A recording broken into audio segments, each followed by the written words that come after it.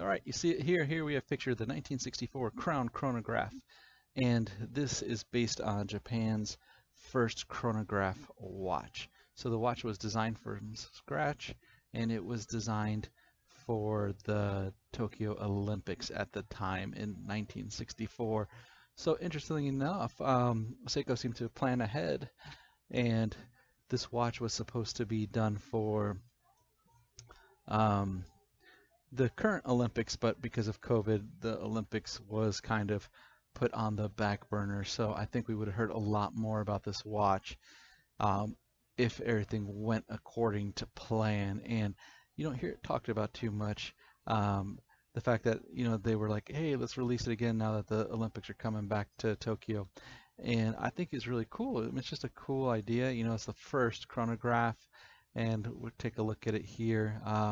Just a fantastic watch altogether. I mean, just look at those colors, that kind of that cream, the sheen with the matte. This watch is just very, very nice.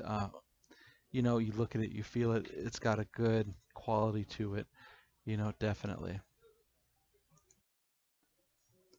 So the watch handles beautifully. Not only is it a beautiful watch, but it handles well.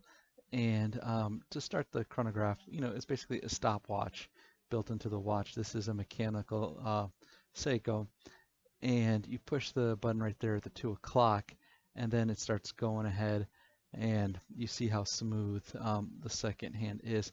This is a caliber 8R48 for this watch, and it's just fun to play around with.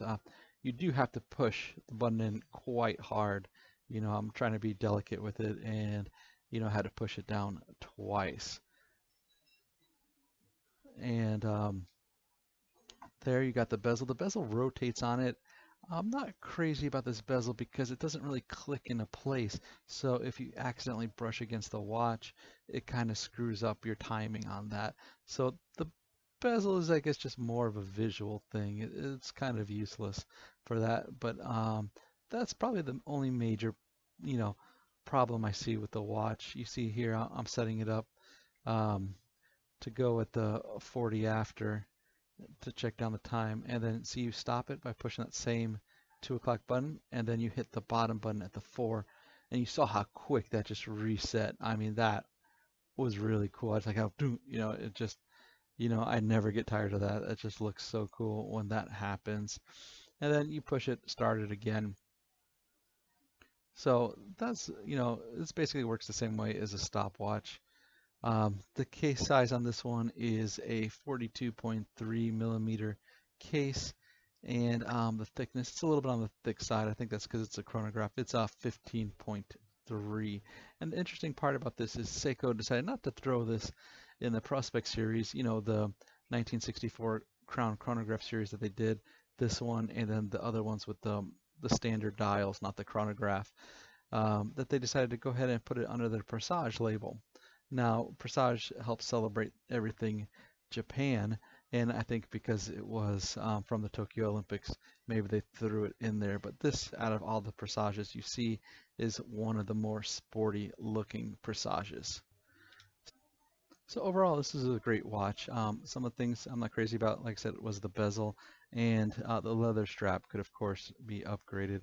For a watch that's 3,300, I think Seiko's got to do a little better with their strap game.